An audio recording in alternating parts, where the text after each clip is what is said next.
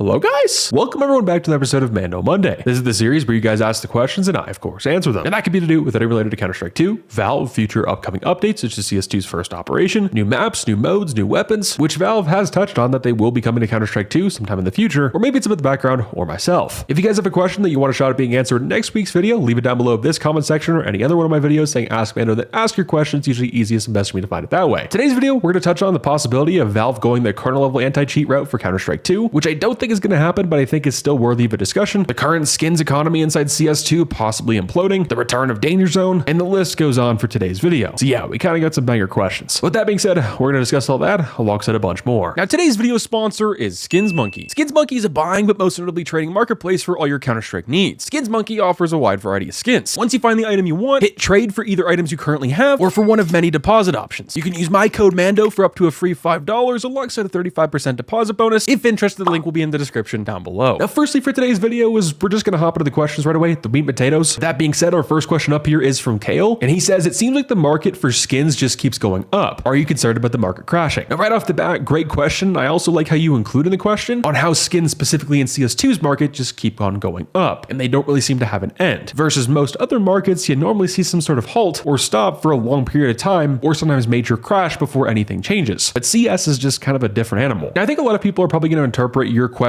in a couple of different ways. Number one, they see the market completely crashing where Counter-Strike skins are no longer existent, or from what we've seen over the last few days, prices are probably going to fall from that. Like over the last couple of months, cases have been going up like crazy, and skins in pretty much every single genre have also been following that. And of course, not to mention the recent shift in the meta changes within CS2, on top of the Steam market being broken, so the FAMAS and M4A4 skins have pretty much just gone through the roof. But for scenario one where skins are going to completely crash, that's probably not going to happen. I would say it's possible, and I would say it's probably more likely than what most people and just everyday CS players think it could happen, but I don't think it's going to. The only way for skins to completely, just crash entirely is unless Valve implements some sort of new way to trade, or maybe it's some sort of major restriction or something along the line of that. Even then, it's probably still possible, trading still exists, and skins have a pretty significant value. Now, I'm not suggesting this as a recommendation for Valve. Since Valve likes money, they should have just made their own third-party service themselves, but just incorporate it on Steam. Increase the amount you can buy, sell, maybe even have a cash out feature as well, but that would probably get abused like everything else Valve releases for Counter-Strike. And of course, that would shut down probably 20 to 30% of the community, especially people who run these sites use them, but also just have more value where the people control the prices and not necessarily Valve. And of course, the second scenario here, where it's probably a lot more realistic, where skins don't come crashing down, but maybe still level out a little bit, I think that's probably a lot more likely. Now, by how much, I'm not sure. I will say is we're probably never going to see the prices we saw before CS2 came out. That's just not going to happen. The player base is too high, there's too much content, and skins are just much more valuable and rare nowadays in most players' eyes. But I think with approaching in the new year some dry streaks where Valve doesn't update the game, players aren't really too active, but let's just say the armory hasn't been updated in a long time, that's when I think we could see some cases, some stickers, some skins start to level out that we have seen go up like crazy as of recently. And of course, as it goes for the meta changes with the FAMAS M4A4 and even the MP9 skins going down a little bit, those will all level out and become a new norm within the next couple of weeks, mainly when those trade blocks expire for when people bought into the FOMO and bought into the hype. But at the end of the day, there's a couple things we have to remember. Valve owns your Steam account, Valve owns everything in it, and all you're really doing is just leasing an inventory space out on Valve's server. But on the other hand of things, Valve makes way too much passive income to let Counter-Strike just die out entirely. With that being said, great question. We could be on this topic for hours. Let's hop on a question two. Now, our second question up here for today's video is in regards to CS2's anti-cheat. Do you think the CS devs would consider bringing a third-party anti-cheat, specifically on the kernel level? Long story short, Valve doesn't want to intrude people's privacy, people's PCs, and since devs are a little bit unethical when it comes to kind of game creation, anti-cheats, things of that nature, and when I mean unethical, not that they do things behind the scenes that are really shady, they just do things in a light that people don't really expect, that are cool, that are innovative. Well, there are other people in the industry, in the gaming space, that actually kind of copy them. Look at the Steam Deck. Look at most of the games they've made. People want to get a piece of the pie on Valve's success. Everyone tries to create some sort of CS economy for their game, never really works. And the anti-cheat's kind of the same way. No one's ever really been successful. Now, devs have stated in the past they would like to stay clear from anti-cheats as such, and I actually think a lot of players, including myself at times, are a little bit too harsh on the devs for what they've made with VACNET 3 and just Valve and VAC overall. Cheaters in online video games are never going to go away. They've been here since the beginning. Original creator of the first Counter-Strike even stated that in 2003, when he was working at Valve, there was problems with cheaters having walls, spin bot, aim bot, even back then. So it's never going to fully go away, but there's obviously different paths that Valve can take to kind of,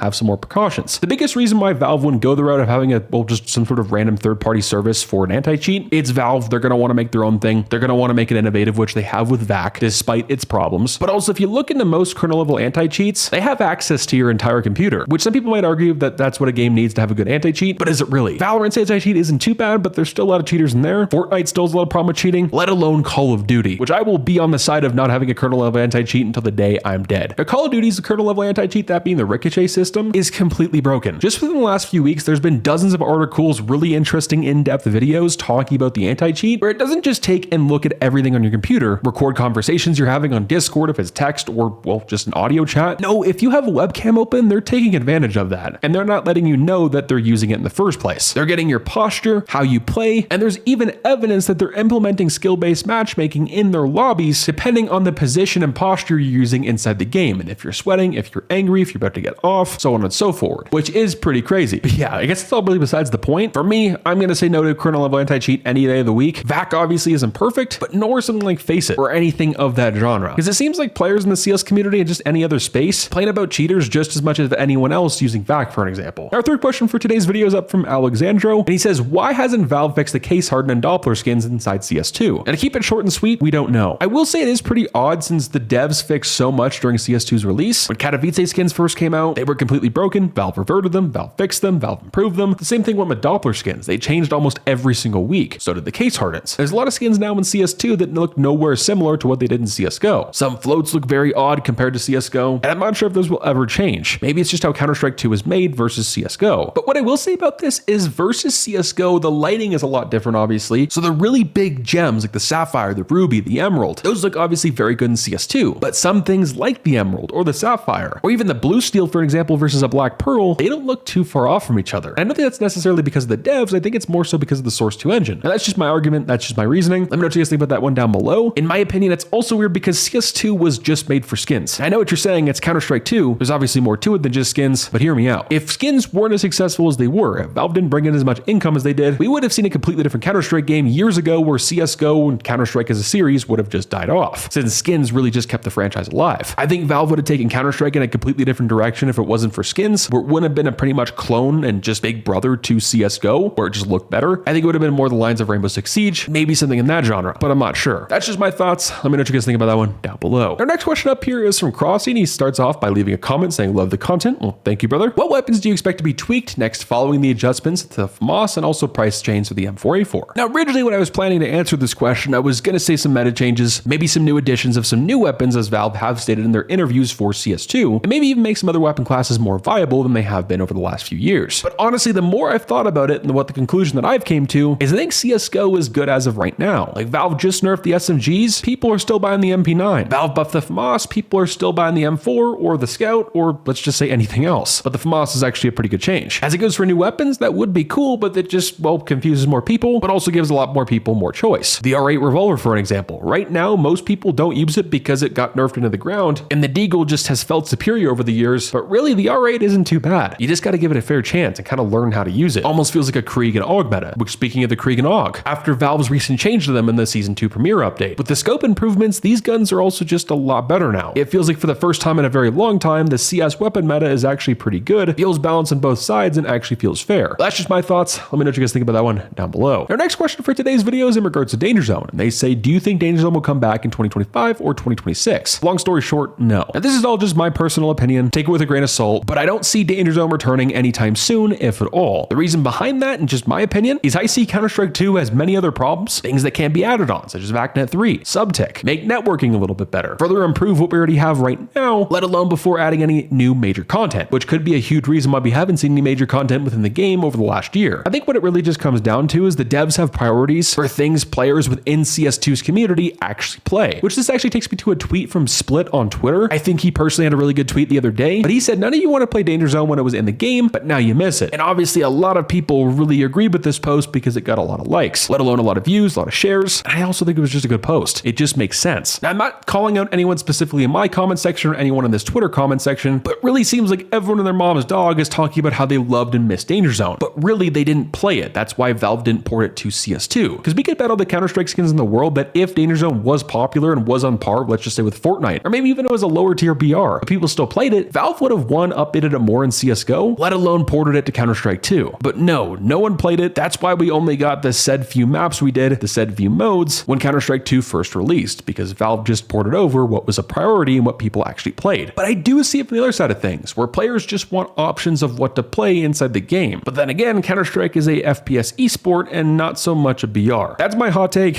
Let me know what you guys think about that one down below. I'd love to hear your agreement or disagreement of why you kind of think that way. And I'm going to add in here as well, that's not me hating on people who like Danger Zone to begin with. It's me kind of calling out the major bandwagon that we see within the Counter-Strike community, let alone online gaming, when something isn't really played, isn't really talked about at the time, but when it's gone, everyone's talking about it, everyone wants it back, and then the cycle continues. But alone, that's just my thoughts of Danger Zone not coming back and what the devs are thinking. Of course, I'd like to see Danger Zone back. I'd love to make the people that did play it, for probably the small community and portion of the community that did play it, well, happy. Yeah, I guess I feel some type of way about Danger Zone. Now, our closing question for today's video is in regards to CS2's next case. It starts off by saying we are due for a new case. If they don't release a weapon case of the active drop, we can be sure they will be rotating cases out through the armory pass, and the current case could stay indefinitely. Now, great question. I wanted to answer this one because it's a little interesting. It's a little bit of a touchy subject because no one really knows, if I'm being quite honest. Now, if you go throughout Counter-Strike's cosmetic releases over the last decade, you can see over the last 10 years, it has declined literally every single year, except for the first few. It really started in 2018 where we started getting less and less cases, especially when operations were rolling around because we got collections and souvenir packages, so on and so forth. And if you look at the last couple of years, it's very different from when CSGO skins first released. We've been lucky to get 2 cases a year, let alone 1. The last couple, and now with the armory passing, it's a little bit different where we could expect maybe 2 or 3, maybe 1 more. I think 3 is the maximum, probably 1 is the minimum. Valve makes way too much money for this not to happen, let alone creators get to create skins and actually post them in the game. But back to your question, if new cases are going to go through the active duty drop pool or the armory pass, well, we don't know. Right now, we don't even know what's going to happen with the armory pass, let alone cases. Like you said in your question, it could be very possible Valve keeps the new armory case on the shop for the next very long time. But if the gallery case and all those collections don't get refreshed, they'll just be stuck on there. That case and those skins will just be, well, going to 0 one day because there's going to be so many unboxed. Not literally, but I do mean they're not going to be even close to the prices we have right now. Going forward, I don't think Valve is going to completely stray away from what they did with the active duty drop pool. They took over a decade to build that, they're not going to just drop it. The armory pass is brand new, yes, makes Valve a lot of money. They know what the best play is to make them the most amount of money, but also satisfy customers so they just keep coming back. I don't think Valve, for an example, would release a case just in the active duty drop pool and then the armory pass in the matter of a few months because that would be too many skins on the market just at one time. You should also have the collections too. At the end of the day, we're not really going to know until the armory pass is refreshed. Maybe Valve adds something else to the armory pass where it's not a case, and cases maybe take a break for a little while, and then a few months later, maybe Valve just drops a random case in the pool. Who really knows? Let me know what you guys think down below. If you guys have any questions you want answered in next week's video, leave them down below this comment section or any other one of my videos saying ask me, then ask your questions. It's usually easy and best for me to find it that way. Now, we have been streaming and building an active community here on YouTube for Counter-Strike. If you guys are interested, we're going to be live very early in the morning, around 7 to 8 a.m. Eastern. I'll catch you guys there. Stay positive, sexy. I'm out, guys. Peace.